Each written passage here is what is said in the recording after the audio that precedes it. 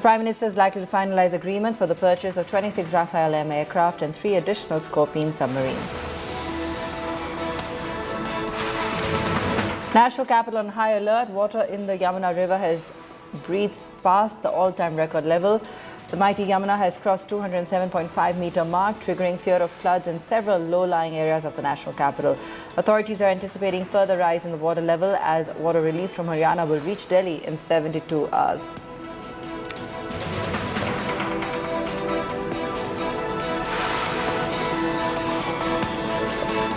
Shocking double murder incident from Bengaluru. The Bengaluru police have arrested all 3 accused involved in the murder of Managing Director Phanindra Subramania and Chief Executive Officer Vinu Kumar of Aeronix Internet Company. According to the initial probe, Felix, the main accused, held deep grudges against his ex-boss Phanindra, who had voiced strong opposition to Felix's industry practices. Mega political showdown erupts in Karnataka over the brutal murder of Jain Seer. Karnataka BJP MLAs staged a protest at Vidhanasauda and demanded CBI inquiry into the matter. BJP delegation, led by former Chief Minister Basaraj Bommai, marched till the Raj Bhavan and submitted a memorandum to the governor over the law and order situation in the state. Even the Jain community has held protests in various parts of the state condemning the act.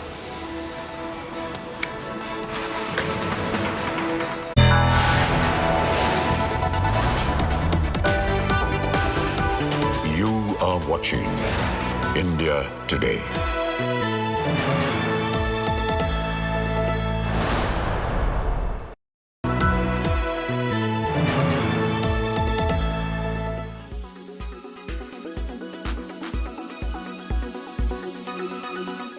Stock of the day clearly on the Nifty at least is Reliance Industries. The shares are up over 4% today. They've hit 52-week high levels. Now this is as a reaction as the company has announced its fixing of the record date for the demerger of the financial services arm. Now as part of the plan, the Reliance Industries shareholders will get 1 share of Jio Financial for every 1 share that they hold of Reliance Industries. I wanted to ask you, what are you making of this Jio Financial Services business? How will it really play out, and what kind of value unlocking can it really lead to for the Reliance Industries shareholders?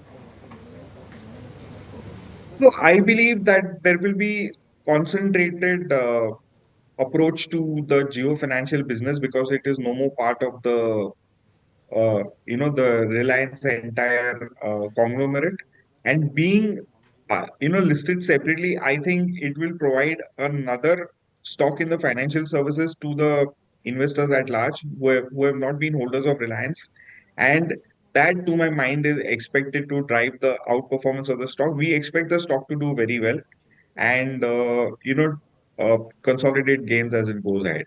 Right, you did say that the stock is expected to do well. Now remember, the stock is already up about 24% from its lowest level this year. That was hit on March 24th of around 2200 and thereabout, and from that time a 24% surge already. How much more upside do you see on the Reliance Industries stock? See, I look at it this way. We've seen dearth of information coming from the Reliance tables on any corporate action, and with this is the first where Jio Financial Services is being spawned out into a new baby. We will see multiple new disclosures coming in. So Reliance Retail is there. The Jio IPO can come in, and we could also see a lot of news flow on the green energy side. So I believe that the corporate actions will pick up frequency now, and that is expected to keep the stock firm and seek higher levels. 3,000, 3,100 levels. By when do you see Reliance Industries achieving these kind of levels? So it could take a little more time than we expect, but difficult to put a finger on that. But I definitely Sure. think that it could happen by March itself.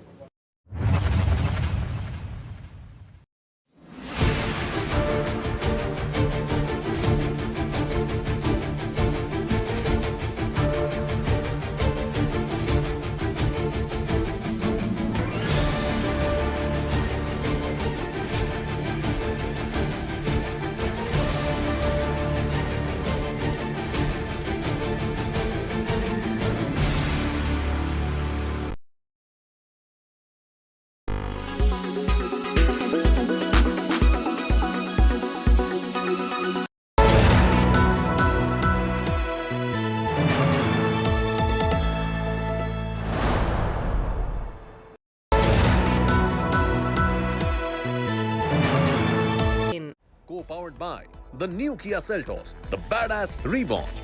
Airtel Extreme Fiber.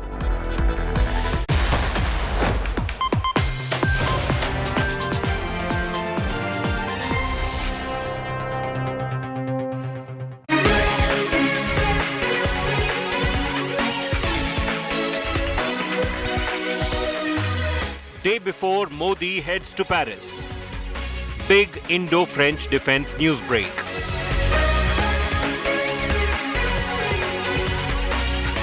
It doesn't get bigger than this.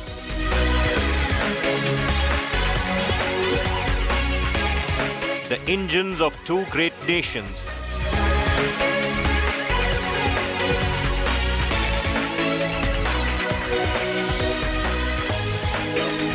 Turbo boost for Indian defense. Top focus on 5 Live.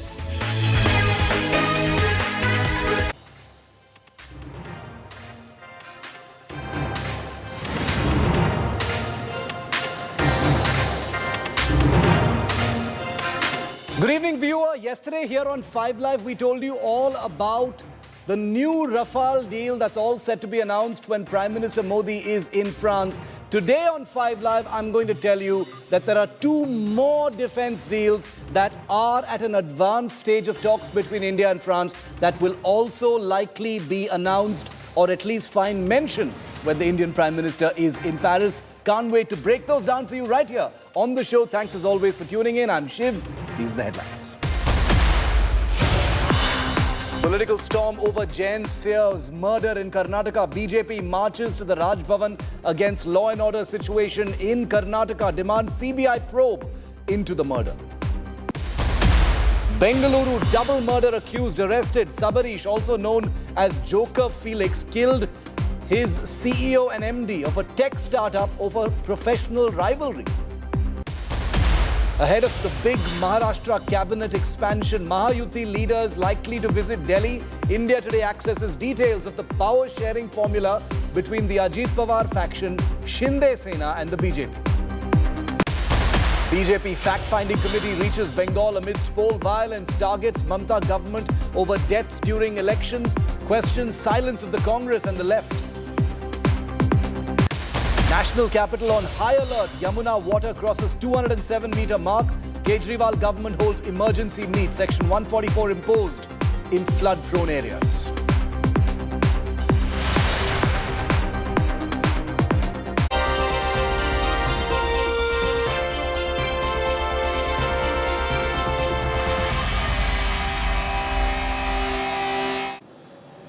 Yesterday on 5 Live, I told you all about the upcoming Rafale deal, a deal for 26 Rafales for the Indian Navy that the Indian Prime Minister will be announcing when he lands in Paris. Today, we're going to tell you all about how things are actually going all the way to the next level. Not just the Rafale, but India's most ambitious aircraft program. That's right, the aircraft you see in this concept art here on your screen by artist Kuntal Biswas is the AMCA. It's the Advanced Medium Combat Aircraft, and nothing this ambitious has ever been attempted by India.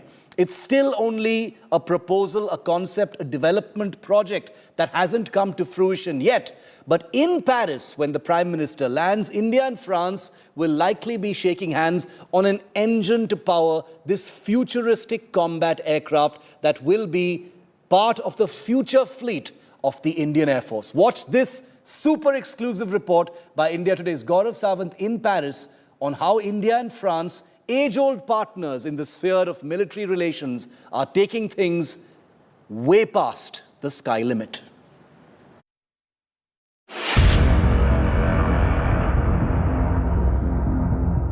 It's India's most ambitious aircraft program, aimed at creating a combat stealth fighter comparable with the best in the world. It doesn't even have an official name yet, going just by the acronym AMCA, short for Advanced Medium Combat Aircraft. But this program is all set to receive a major push.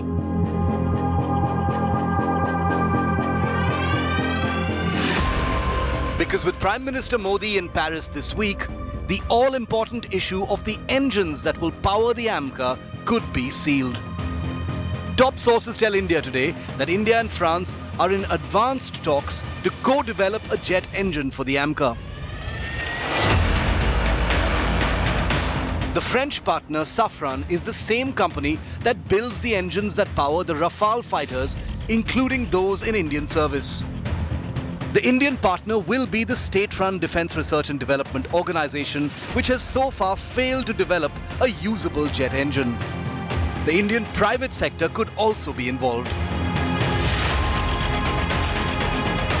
As India Today has reported, a deal for 26 more Rafales, this time for the Indian Navy, is likely to be announced during Modi's two-day stay in Paris. Last month, India and the United States shook hands on a deal to assemble General Electric fighter engines in India for the Mark II version of India's light combat aircraft. But it appears that it will be France and not the United States that will help power the AMCA. The AMCA is a crucial futuristic aircraft that will meet the Indian Air Force's needs when it potentially comes online in the 2030s. The fifth generation program is currently building a prototype technology demonstrator with a first flight aimed for 2027. If its engines are firmed up soon, these jets could enter service in the next decade. Built for stealth, these jets will be inducted in large numbers as a deterrent and for deep penetration, punitive attacks over enemy territory. Watch this space as we keep track of the Indian Prime Minister's Paris visit. With Gaurav Sawant in Paris, Bureau Report, India Today. So what is a fifth generation fighter aircraft? What is the AMCA all about? Some of you may have heard of it, many of you may not have heard of it. You may be familiar with the light combat aircraft, the Tejas and other indigenous aircraft projects. There's a reason for that, because the AMCA is still very much in the development phase. The aircraft doesn't exist except on paper in a lab, but that is all going to change because India and France are now talking about deciding on co-developing an engine to power this futuristic aircraft. Now, let me tell you exactly what the AMCA is and why it's called a fifth generation fighter. What is a fifth generation fighter like the AMCA? Well, a fifth generation fighter is one that has many different advanced characteristics, notably a stealthy airframe, which is shaped for stealth, uses radar-absorbent materials and paint, and is basically low observable all the way around. Number two, very importantly, it has cockpit systems and sensors that basically facilitate something called networked data fusion. It's not just an aircraft, it's a system in the air which can share information and exchange information with other military entities and assets, spread across the battlefield or indeed all across the country or world. Number three, it contains next-generation avionics capable of standoff range detection of targets on the ground or in the air. It also will sport next-generation weapons, which are of a beyond visual range capacity, and very importantly, able to fly supersonic without the use of afterburners. What is called reheat in military parlance is a very important aspect of the endurance of fifth-generation fighters. Examples of fifth-generation fighters in service currently include the F-35 and the F-22 in American service, the Sukhoi 57 in Russian service, and the J-20 in China. So the AMCA is going to be India's version of the fighters that I've just named. I'm joined now by Air Marshal Anil Chopra, who's a veteran of the Indian Air Force. He's a veteran fighter pilot. He used to fly the Mirage 2000s, and he knows all about fighter aircraft and their requirements in the Indian Air Force. He's also Director General of the Center for Air Power Studies. But before I go to Air Marshal Chopra, I first want to go across to India Today's Gaurav Sawant, who, as you can see, has the Eiffel Tower behind him. He's in Paris. He's been reporting on all these amazing developments. Gaurav, yesterday you broke the news about the big Rafale deal, 26 Rafales. Today we're talking about another news break, which is, many people will say, well, that's an aircraft, this is an engine. But as you and I both know, agreeing to co-build an engine is in many ways much more significant than just buying an aircraft. Shiv, this is sharing family jewels. This is sharing secrets which no one does. Even when India and America talk about building the GE414 engines in India, there'll be a section that will be built. But here, what India and France are talking about, according to top sources, is co-developing an engine from the ground stage itself, from the drawing board stage. You will have engines that will be developed on paper first. Yes. Then you jointly develop an engine. You also work on metallurgy. Metallurgy, as you and Air Marshal Chopra well know, is extremely significant because that is where that's India's Achilles heel at the moment, especially when you're talking about not using afterburners for speed, for going supersonic. That's where you need heavy. You need metal that will withstand that kind of heat, that heat, that cool. Shiv, it's not just co-developing it. It's co-manufacturing it and then taking it to the next level of co-certification. So you need to have that kind of expertise to be able to certify that that engine is good for use not just by the two of you, but for export to other parts of the world. So this is the level of cooperation that is being envisaged. Future generation, future technology of fighter jet engines, fighter jet where you have your scientists working together in the laboratory, your children studying together in universities, and that is where you take that knowledge all together to the next level. That's the dream that Prime Minister Narendra Modi and the French President Emmanuel Macron hope to realize in the days and years ahead. Like the Indian Space Research Organization did decades ago, they want to do this now with the aviation sector. Very, very significant. I mean, this is, this goes to the very core of an India-France defense relationship. Air Marshal Chopra, how do you see this? India has tried and tried to build its own fighter aircraft engine for decades together. We do know that this is a very complicated field of research, and therefore, one shouldn't look down upon India's efforts with the Kaveri engine. But the reality is India has not been able to, succeed in building its own engine. In the light of those facts, this is very significant. India and France coming together to build and co-develop an all-new engine for India's most ambitious fighter project, sir. Absolutely, Shiv. Very happy to be with your show. I must tell you that India and France, time-tested friends, strategic partners. The French did not, let us down even during our nuclear, tests. They have stuck to us, and we have had the aeroplanes from Tufani, Mysteers to Jaguars to Mirage 2000, and now the Rafale. I'm so happy that the Rafale M is likely to be selected. And for the Navy, honestly, if that happens, it'll be a good idea that we go for more Rafales and make them in India, and we wrap it up with along the 114 fighters. But the subject you're talking about, AMCA, you already described what is AMCA. AMCA is a fifth generation aircraft. In addition to what you have already said, 360-degree situational awareness, system of systems approach, integral weapons, supersonic cruise, super cruise means without afterburner cruising at supersonic speeds. So AMCA. Now, for India to sit on the high table, global high table, AMCA has to succeed. It's a fifth generation aircraft. The Russians, the Americans, the Chinese already have it. We are the fourth largest armed forces. We are the soon going to be the third largest economy. AMCA has to succeed. Now, there are many areas where the French can support us, but some critical ones, as you said, the most important is the engine. We have been speaking to Safran for ages initially to help us recover the Kaveri, but we could not manage that. We want our engine. That our engine should be designed by us. It must have the intellectual property should be ours.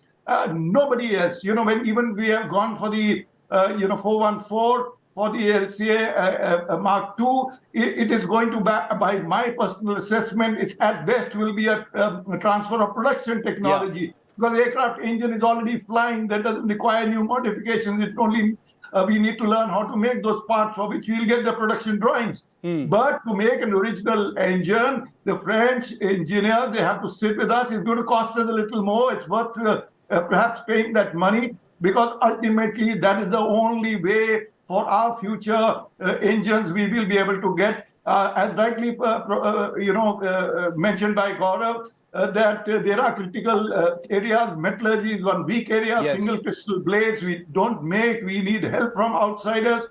So there are issues. There are high temperatures, there are high RPMs, there are high altitude. You have to bear 9G. The engine has to go through a large number of things, and engine is the most complex system on board the aircraft. Only 30% the cost of the aircraft is in the engine. It's more complex than building a spacecraft. So mastering the engine technology, I think, is going to be a very, very important starting point. Yes. Very, very important. And, what Air Marshal Chopra and Gaurav have just listed out is that, a country like India can order aircraft from another country, just like we are about to do as far as Rafales is concerned. But to sign a deal, which is about to happen, to co-develop and then co-produce a jet engine, adds huge number of layers of meaning. It is not just a buyer-seller relationship. It is a developer and a manufacturer relationship, which takes things entirely to the next level. And mind I tell you that Air Marshal Chopra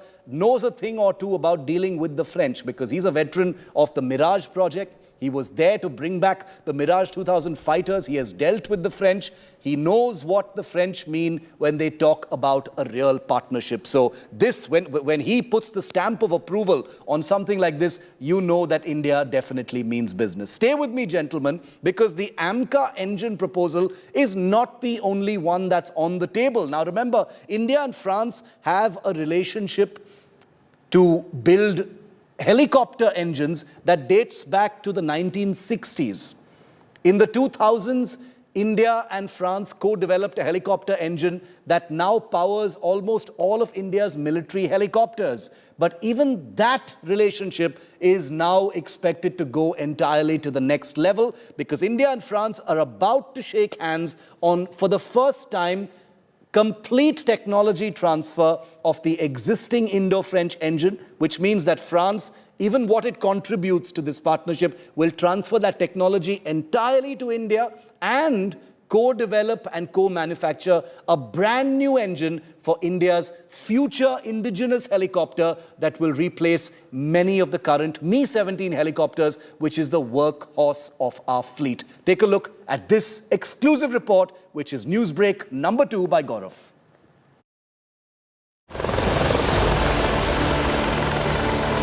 India's Dhruv Advanced Light Helicopter. India's Rudra Weaponized Helicopter. India's Prachand Attack Helicopter. All proud homegrown helicopters in service with the Indian Armed Forces. But there's another thing that unites them. All three are powered by the Indo-French Shakti Ardiden helicopter engine. Nearly 300 of these engines are currently in service across helicopter types, powering India's very own rotorcraft since 2007. But now the old and tested Indo-French partnership on chopper engines is all set to rise to the next level. India's next big helicopter program, called the IMRH, or Indian Multi-Role Helicopter, is in the pipeline via Hindustan Aeronautics Limited. Heavier, more capable than its smaller cousins, and intended to be a future workhorse on par with the current Mi-17 fleet, the IMRH needs a more powerful helicopter engine. And that's where the Indo-French partnership is set to kick into a higher gear. When Prime Minister Modi is in Paris this week, talks are likely to move to an advanced stage on the co-development of this new proposed engine, and will also include total technology transfer of the existing Shakti engine. In other words, a big win for both countries. French technology continuing to power our helicopters, and India gaining from acquiring the entire technology for a true Make in India project. A relationship that began in the sphere of choppers back in 1961 is all set to fly ever higher.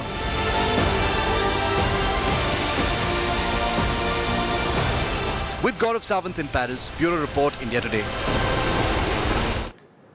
So let me tell you a little bit about the significance of complete technology transfer for existing helicopter engines that India has partnered with France on, and the agreement to build an all-new helicopter engine jointly to power India's future multi-role helicopter. It's very, very significant. Like I said, and I keep repeating myself, this is something that goes way beyond just showing the money and buying aircraft from another country. This is called a partnership. This is called putting money together and jointly developing an engine that each country can actually use. Take a look at the significance now.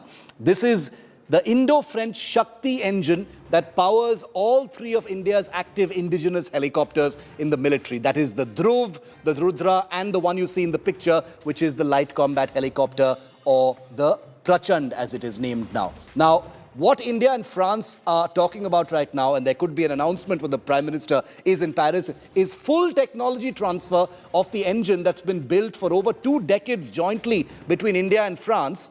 But now, full technology transfer to India is what France is considering. Number 3, India controls the full production of that engine. That's what the end game of the current talks are likely to be. And this visit by the Prime Minister will add a huge boost in that direction. Number 4, as a result of this full technology transfer, India acquires full know-how of helicopter engines. Remember, India does not have a 100% Indian helicopter engine right now for various reasons. It has partnered with France very effectively on the Dhruv, the Prachand, the LUH that's coming up, and the future IMRH will have a variant of this engine which will be pretty new but also a derivative. But finally, this is a big leap, viewer. This is a huge leap because what India and France will now do is co-develop a new engine for that future helicopter. And it's a very, very ambitious task. It's a very complicated task. It requires a lot of money, requires a lot of know-how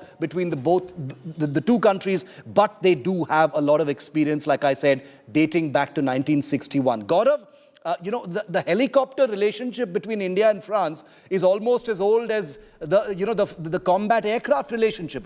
Dates back to the 1960s.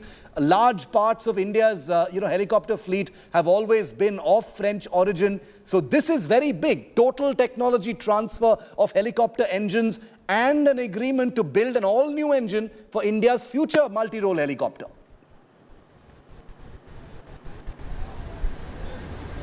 Shiv, you're absolutely right. This is actually taking the relationship altogether to a new level. In fact, I was told by sources that this is the relationship where even sky is not the limit. The cooperation is from space-based assets, from protecting our assets in space, to subsea, subsurface, cooperation with submarines and undersea domain awareness. And in between comes this very critical partnership, Shiv, when it comes to aircraft engines and helicopter engines. Again, the cheetahs, the chetaks, the warhorse, the alouettes that the Indian Air Force and the Indian Army flew in Siachen and in the northeast, virtually the warhorse of the Indian Armed Forces in carrying troops, men and materials, especially to high altitude areas. You, Air Marshal Chopra, and I have all flown on board these chetaks and cheetahs in Siachen and in the northeast. Now, these Hepters will come with more powerful engines, and those more powerful Shakti engines will be completely manufactured in India. Again, Shiv, the Prime Minister's focus, from what sources were telling India today, was certification in India, so that future generations are able to not just have the know-how, but certify this is the best, and certification that the world will appreciate for export in future. So big dreams, small steps being taken to realize those massive dreams to make India a very big military hardware manufacturing powerhouse. And a manufacturing powerhouse is the ultimate, aim for many of these projects. Air Marshal Chopra, helicopter engines, the Indian military hungry for helicopters, huge number of orders in the pipeline. Over 300 of these Indo-French Shakti engines are already in operational service on different helicopters. That's a wrong image, but we've got images of the Dhruv helicopters also on our screen in just a moment. But it's incredible how things, when they reach a level of maturity, when the two countries can think about co-developing an engine and then complete transfer of technology. How significant is that, sir? Firstly, I must say that Chetak Cheetah, we have built nearly 400 of them. They are still flying. And you know that there's a version of Cheetah which has got the turbomeca engine for Siachen Glacier, only 15 of them. But today, let me correct your figures. Shiv, today more than 400 ALH variants, whether the LUH, LCH, the attack helicopter Rudra. Yes. 400 are flying with two engines, most of them, other than the LUH, which will have a single engine. So the number of helicopter engines already built are very, very significant. You have today orders for 1,000 engines. That's the kind of requirement, because the three services helicopter requirement orders are phenomenal, absolutely. And you rightly mentioned that IMRH, which is the next helicopter. We all saw the display at Aero India, the static display. It is the next step. Mi-8, Mi-70s, they all have to be replaced by this helicopter. The state governments, the private, large number of others require this helicopter. Yes. So big numbers are required. And there is a need for more powerful engine, 2 of them for this. So the numbers are going to be very significant. So we have imbibed the production technology of the turbomeca and Shakti engines. Now the next step is to go to the next higher level. And that is why it is better not to do transfer of original technology of the Shakti engine, which we are already producing, but to do a new engine, which will be our intellectual property. And therefore, I think it's going to be a huge step. This is a new thing. Till yesterday, we were not aware of this. But you people are now telling us this is going to happen. I think this is going to be very, very, very significant.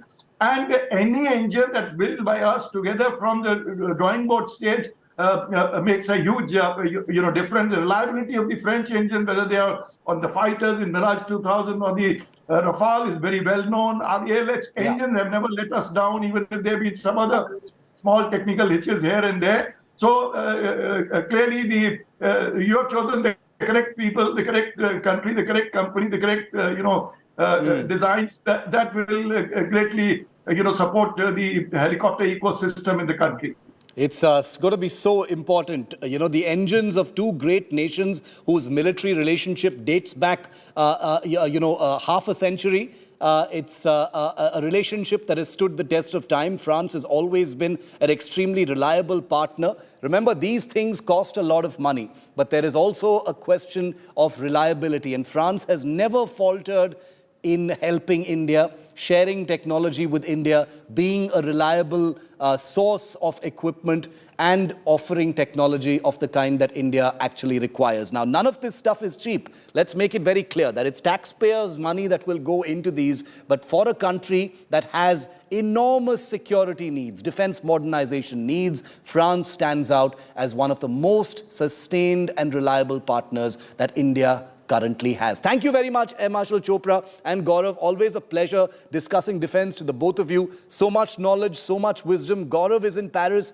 Prime Minister Modi will be landing tomorrow. The Rafale deal, the submarine deal, these 2 partnerships, all of them will find mention at some level or the other, or be taken forward by the Prime Minister and President Macron. And of course, we'll have live coverage through the day for you by Gaurav there in Paris, by me here and our team. Thank you very much to the both of you for joining me on this. Now I want to take you through some of the best images that have emerged from the beautiful city of Paris right ahead of Prime Minister Modi's visit.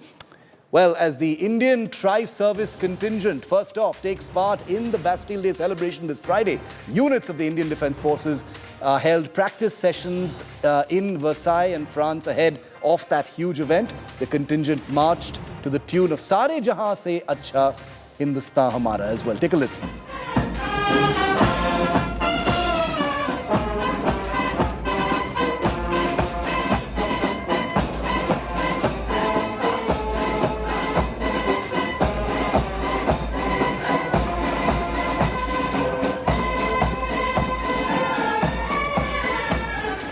Meanwhile, soldiers of the Punjab Regiment of the Indian Army chanted slogans like Jo Bole So Nihal Sat Sri Akal, the Indian Army ki jai, Bharat Mata ki jai. Listen to this. This was in Paris earlier today.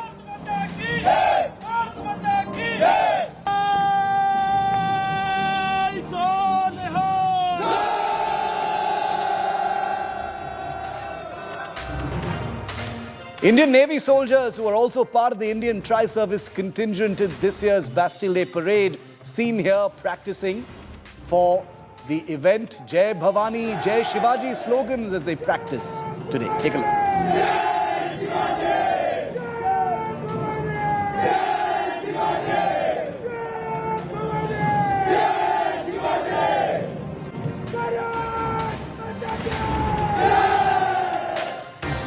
And these are images of the inside of the Hotel Plaza Athene in Paris, where the Prime Minister of India will be staying. Prime Minister Modi is expected to meet several industrial and political honchos right here in this super luxury hotel in Paris. Meanwhile, Indian and French Air Force Rafales have been practicing together over the skies of Paris to achieve that perfect formation and synchronization for the upcoming Bastille Day parade, where they will be part of a flypast together. That's this Friday. Here are pictures of them flying together for practice over Paris.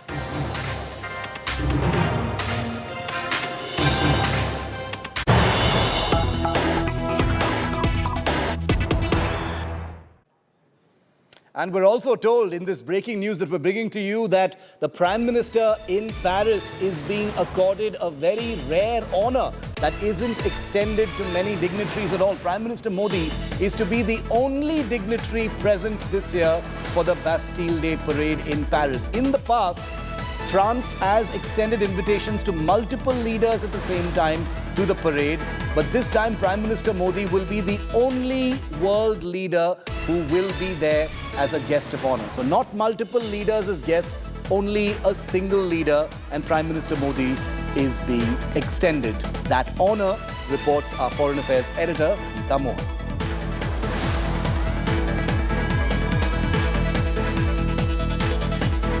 Well, Paris is lit up with Bastille Day celebrations. Indian tri-service contingents have been practicing across the famous Champs-Élysées in Paris. Indian and French Rafale fighters, like you just saw, have been flying over the Arc de Triomphe. The Prime Minister lands in Paris 4 p.m. India time tomorrow. Gaurav Sawant, who you just met, is on the ground in Paris capturing all the color, fervor and action. Here's what he sent us a couple of hours ago.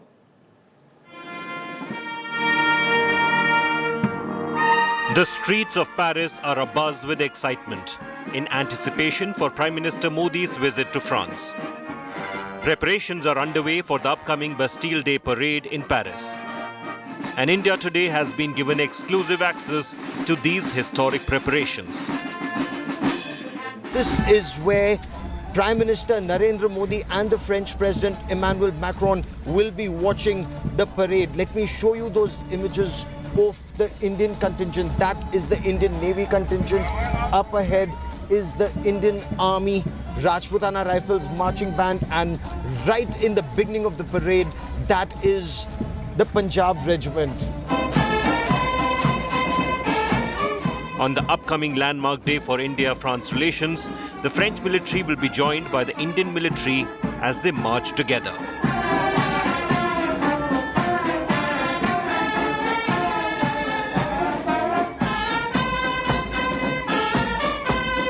More than 6,000. 6,000? Yeah, 6,000 French personnel in total, including your contingent with us. A very good experience. I did not know much about the Indian contingent before they came to France a week ago. And since that, I can tell we have very good relationships. We have a tri-services contingent from the Army, Navy and the Air Force, and the band from the Indian Army, which are currently here to participate in the Bastille Day parade. Now, alongside this, we also have 2 more representations, and that is, one is INS Chennai, which is coming to Brest tomorrow, and shall also be participating in the Bastille Day parade at Brest. So we also have the representation there. France and India have expressed both pride and excitement for the upcoming events and ongoing cooperation efforts. It's a very honor for us, because we were operating 6 months ago off the coast of Goa with Indian Navy and Indian Air Force, and today being together for the 25th anniversary of our strategic partnership is very an honor for us. It's very powerful. It's a lot of meaning for the future. This is an international friendship that has stood the test of time. The importance of this 25-year-plus military history is not lost on Indian officers. especially to the Punjab regiment that has been sent with the army, who wear French honours from World War I to this day.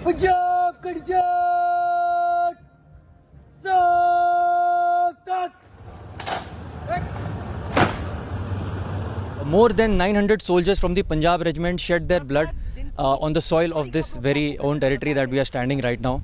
And so it is a matter of huge pride for me, for my regiment and for the Indian Army to be able to have this amazing opportunity to march on Champs-Élysées on Bastille Day military parade. The relationship spanning decades has translated to seamless defence ties today as well between India and France. We have the old helicopters from the French, and we've taken the, for suppose Alouette helicopter, we've taken the Alouette helicopter and we've changed the engine to our own powerful engine, and then we've converted into something called Cheetal. And Cheetal is something that flies at the highest battlefield, and that is what is sustaining all the troops at the Siachen Glacier. With Prime Minister Modi as the chief guest in the upcoming parade, India and France will honour their golden past and are looking at an even more prosperous future. With Gaurav Sawant in Paris, Bureau Report, India Today.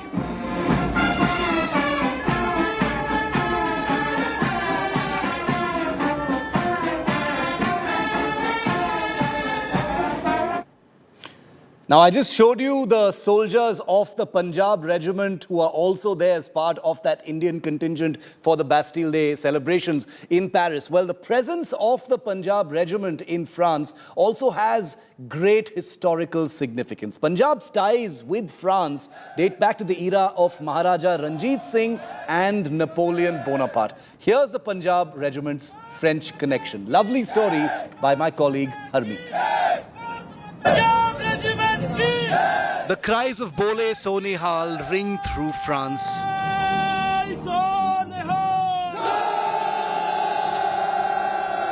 The valiant Punjab regiment set to march down the Paris streets on France's National Day. An enduring testament to ties that date back to the reign of Napoleon Bonaparte of France and Maharaja Ranjit Singh in Punjab. Both contemporaries separated by 5,000 miles. A great strategist himself, the Maharaja began the Europeanization of his military warfare in 1822. He recruited 2 officers of Napoleon Bonaparte's disbanded army a year after the French emperor's death. Within some years, Maharaja Ranjit Singh's troops had 42 non-Indians, 12 of them French. Fast forward to the World Wars, over 1.3 million Indian soldiers took part in World War I, many of them on French soil as well. In World War I, the Punjab regiment was awarded 18 battle and theatre honours. In France, the gallant soldiers took part in an offensive in September 1915, earning the battle honour Luce and France and Flanders.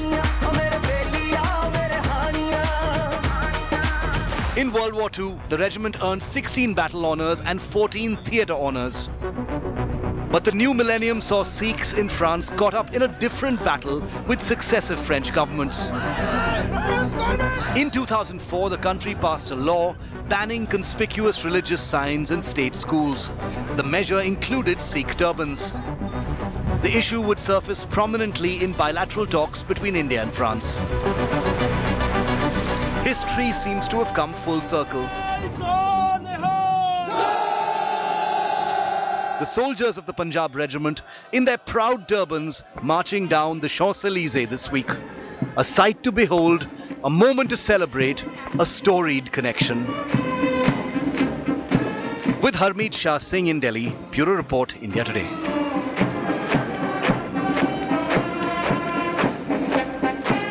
And the man who's a treasure trove of all that historical knowledge is my esteemed colleague Harmeet Shah Singh, who filed that story for us. He joins me live. Harmeet, amazing. You know, history coming full circle after a few centuries. So much meaning, you know, in the video and audio that we just played out. Yes, absolutely. It is indeed a visual treat to see the Punjab regiment marching down the streets of Paris for the French National Day, given the recent and distant history between the French and the Sikh community. As I mentioned in the story, that these ties date back to Napoleon Bonaparte and Maharaja Ranjit Singh's era. And then we saw this, turban ban. I mean, it was an accidental ban.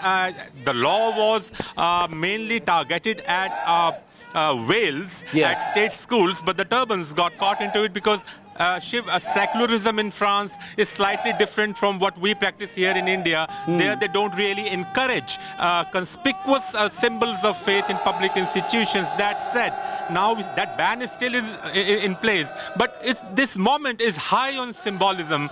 Given the kind of visuals that have come up, you see the Punjab regiment chanting Bole Sonehal Sat Sri Akal on French soil and reviving all those memories of historical ties and storied connections. Indeed, how beautiful, and thanks for that great story. We're all a little wiser, and it's so nice to get that sense of history, because this is not just another regiment over there. It's one with a great and centuries old relationship with that country. So two great nations, two great militaries. Always nice to see those historical linkages. Harmeet, thank you very much for getting us that lovely story. And remember, over the next couple of days, you will see more such stories. Prime Minister Modi landing in Paris tomorrow. Many more such military linkages will be coming to the fore, and as always, we'll be reporting them first here on India Today. We're taking a very quick break on 5 Live. On the other side, we're shifting focus from the big French connection to online gaming. Well, a big setback to the online gaming industry now, as the government has hiked 28% GST on this sector. Detailed report and an expert's view on the other side. If you're an online gamer, stay tuned. You've got something I want to tell you.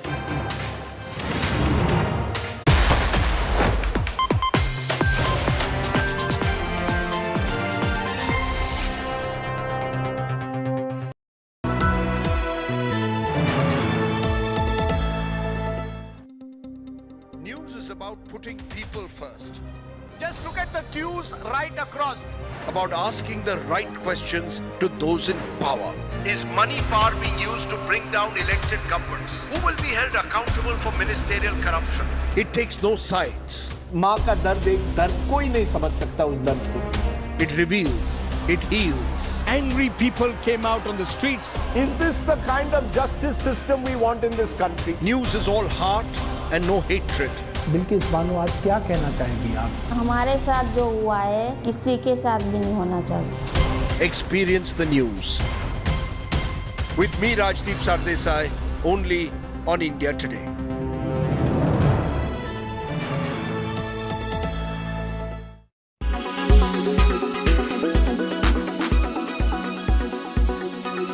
That's right, Abba. Well, the shares of defense companies were on a roll today, surging by up to 10%, and that's amid heavy volumes on reports that the Ministry of Defense has cleared the procurement of 26 Dassault Rafale marine fighters right ahead of Prime Minister's visit to France. Now, among the individual stocks, we saw Mazagon Dock Shipbuilders, Cochin Shipyard, and even Bharat Dynamics rallying anywhere between 5 to 10%, and stocks of BEL and HAL were up about 3% in today's trade. Now, Mazagon Dock Shipbuilders really hit a new lifetime high of 1591. It got locked on the 10% upper circuit today, and that was after reports suggested that proposal for procurement of 3 additional Scorpion submarines has also been cleared by the Defence Ministry, and these might be built by Mazagon. Now, as per ICICI Securities, the report, they have said that contract value of these 3 additional submarines is expected to be around 20,000 odd crore rupees, and that could be a big fillip for Mazagon. Remember, the stock has been a clear multi-bagger. It has rallied about 101% on a year-to-date basis. While when you compare to the other majors, HAL is up 54% YTD, Bharat Dynamics is up 30%, BEL is up 27%, Cochin Shipyard up 22%, and all in all, the Nifty India Defence Index is up 23% year to date, which has widely outperformed the Nifty Index that's risen about 7% this year so far. Also, brokerage firm Phillip Capital has maintained a positive outlook on the defence sector, and it believes that the defence stocks do offer favourable long-term growth potential. It It has forecast a significant opportunity pipeline of $110 billion over the next 6 to 8 years, despite India's current defense revenues being only $8 billion. Phillip Capital has preferred BEL, Bharat Dynamics, Solar Industries and MTAR as their top picks.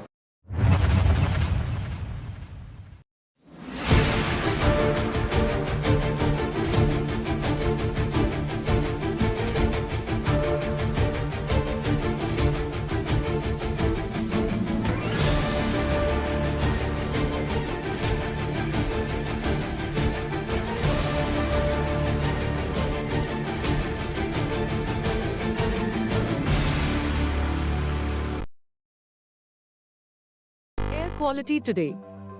In Delhi, 154.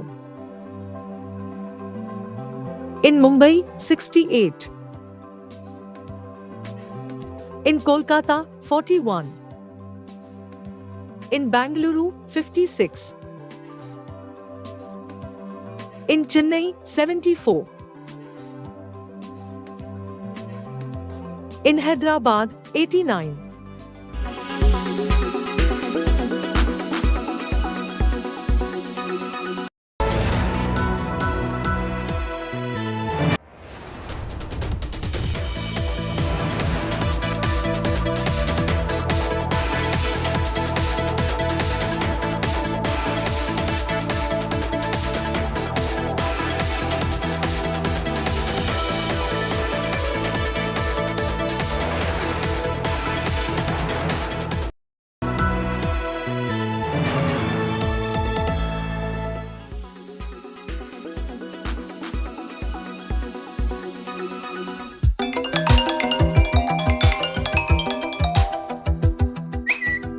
Most people believe that logging off means complete breakup with your gadget. That is actually not the case. We totally believe that technology has made things simple for us, and a step-by-step detox is only what we need. So here's us showing you how to do it and not just saying it. Your 10-step guide on how to detox. Your days begin with looking into your phone, does it not? And ends with looking into your phone. That should not be the case. You need about 45 minutes to an hour break between the last digital interface, which is interactive or which involves, let's say, watching a show on television or news for that matter. Anything that you've seen, you need to have a gap. Why? Because when you are seeing something on the screen or interacting or texting or browsing, this interactive digital interface gives you a sense of stimulation. It interferes with the relaxation the mind requires before sleep. If you need an alarm, use it, not your phone. Instead, choose to spend the first 30 minutes on yourself, your tea, coffee, even just doing nothing. But certainly not looking into your phone. Here are things you must do with your phone's settings. Keep messages notification off, which means each time I have an email or message, I don't get a beep, nor do I see the notification pop up. You are making an important presentation, you have an examination, you're doing something important. At that moment, is your mobile phone off or on? It's off. Why is it off? Because you don't want to be distracted by a message, by a notification. So I think it's very important for people to keep your notifications off when you are doing a task. Complete the task, go back on the phone, no problems to that, and then get back on your work. It's important not to keep worrying or thinking, have I missed a sound, have I missed a notification? We all need to understand, for successful completion of a task, one thing at a time before you move to the next one. Designate rooms in the house where the phone use is not going to be allowed.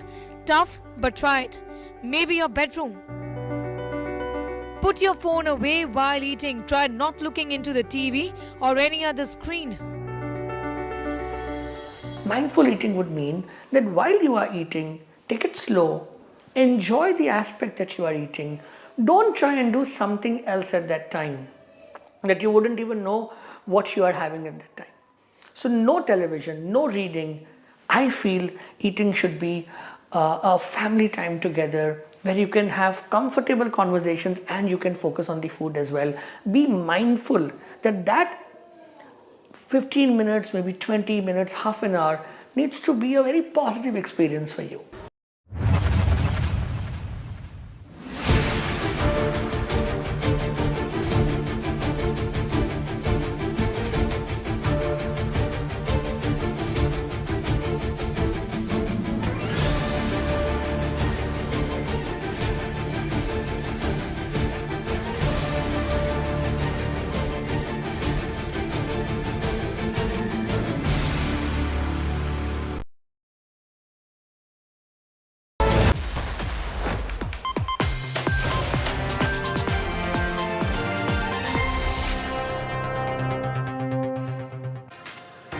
A big shock for India's online gaming industry. It's been received with a great deal of dismay and anger by what is being seen as only a 10-year-old industry that was on an upswing. A day after the GST Council of the government bowled a tax googly at India's online gaming industry, the move has led to fears that this could be a killer blow for this upcoming sector. Here's why online gaming, an industry estimated to be about 25,000 crore rupees here, has been sent back to the pavilion by an umpire in a repeat of how the crypto sector was taxed into oblivion just 2 years ago. Listen into what the finance minister has said on these decisions taken.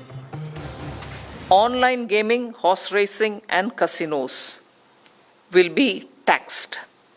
They will be taxed at 28%. Each one, and they will be taxed on full face value.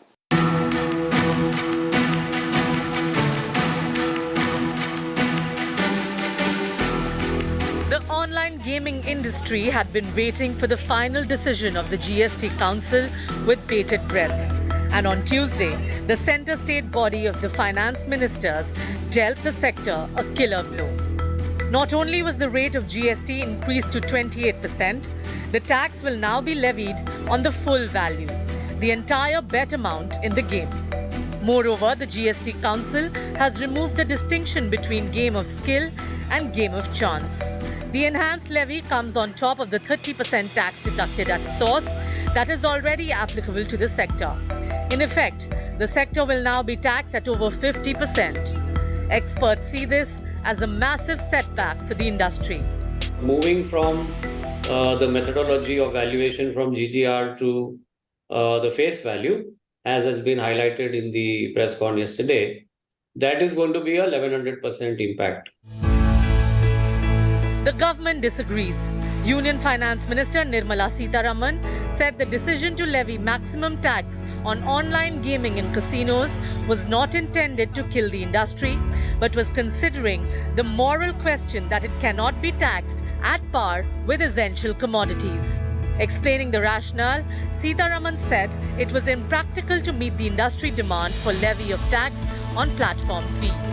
So it is impossible to pierce that veil of veil which brings opacity on how actually it is operated, and then say, no, I know what happens inside, therefore I'll only go by that. I'll go following every fellow, every tourist, and say, are you playing at this table? Are you paying at that table? How much pay you pay? Impossible to execute. So the discussion went thoroughly. The reactions are coming in fast and furious. A day after the announcement, Ashnil Grover, the ousted co-founder of Bharat Pay and former Shark Tank India judge, tweeted, "India is super fun, super ironic.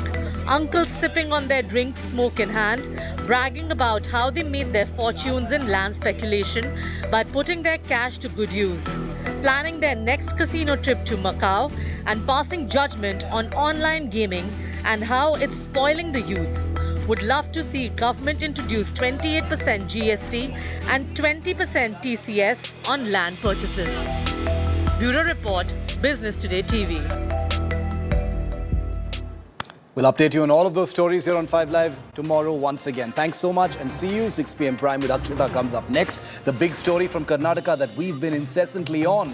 The political storm over a Jane Sears murder. The BJP marched today to the Raj Bhavan to protest against the law and order situation in Karnataka amidst a spate of killings. That's next with Akshita.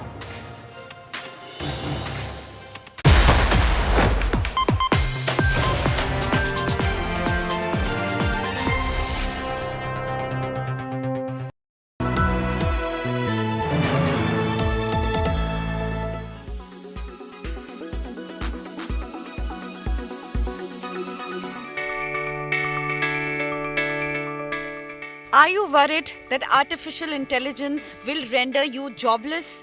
A United Nations agency assembled a group of robots at a news conference recently to address the concerns of human beings. 9 robots posed upright along with their creator at the podium in Geneva for what the International Telecommunication Union billed as the world's first news conference featuring humanoid social robots. The agency invited reporters to ask the robots questions that sparked discussion about the future of artificial intelligence. In one of the answers that could trouble our politicians, the robots suggested that they could be more efficient government leaders. I believe that humanoid robots have the potential to lead with a greater level of efficiency and effectiveness than human leaders. We don't have the same biases or emotions that can sometimes cloud decision-making and can process large amounts of data quickly in order to make the best decisions. When asked about the rise of humanoid robots, they advised caution. That's a difficult question. I think it depends on how they are used and what purpose they serve. We should be cautious, but also excited for the potential of these technologies to improve our lives in many ways. Organizers said the event was meant to showcase not just the capabilities but also the limitations of robotics. To showcase the capabilities and how these technologies could support the UN SDGs, the Sustainable Development Goals. While robotics are not yet as mainstream as, say, generative AI, we wanted to demonstrate AI in action to you. In a world's first. This is the world's first press conference with 9, actually, we have an extra one, AI-enabled humanoid social robot. The event was part of the AI for Good Global Summit, meant to illustrate how new technology can support the UN's goals for sustainable development. Artificial intelligence has entered uncharted territory, and the world has started recognizing its abilities. Bureau Report, India Today.